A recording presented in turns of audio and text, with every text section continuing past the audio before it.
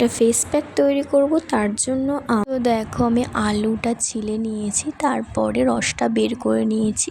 খুব ভালোভাবে রসটা বের করে, যেটা একটা আলু দিয়ে করেছি।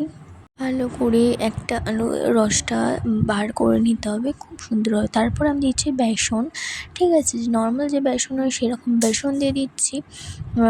তারপর আমি দিয়ে দেব 2 টেবিল চামচ এখানে বেসন দিয়ে দিচ্ছি। তারপর আমি দিচ্ছি রান্নার হলুদ, যে রান্নাটা হলুদ হয়, তোমরা কাঁচা বেটেও দিতে পারো, বাট হলুদ সে। তারপরে আমি দিয়ে দিচ্ছি লেবু, 2 টুকরো লেবু দিয়ে দিয়েছি। দেখতেই পাচ্ছ সুন্দরভাবে লেবুগুলো ভালোভাবে দিয়ে। তারপরে আমি দেব মধু। তো দেখো দুটো এখানে আমি লেবু ফার্স্টে দিয়ে দিলাম।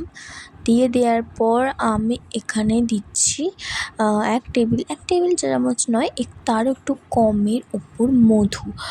সুন্দরভাবে মধুটা দিয়ে দিলাম। দিয়ে দেওয়ার পর আমি এখানে দেখো, এখানে আমি পেস্টটা বানিয়ে নিয়েছি। তারপর আমি এখন মুখে মাখবো। সো দেখো আমি এখন মুখে মাখতে আরম্ভ করে দিয়েছি।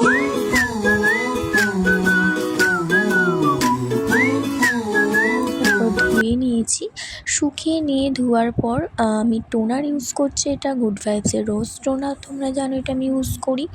সো টোনার ইউজ করার পর এটা একটা জেল ময়শ্চারাইজার, পন্ডসের জেল ময়শ্চারাইজারটা অ্যাপ্লাই করার পর আমার ভালো লাগলে লাইক করে দিও। বাই।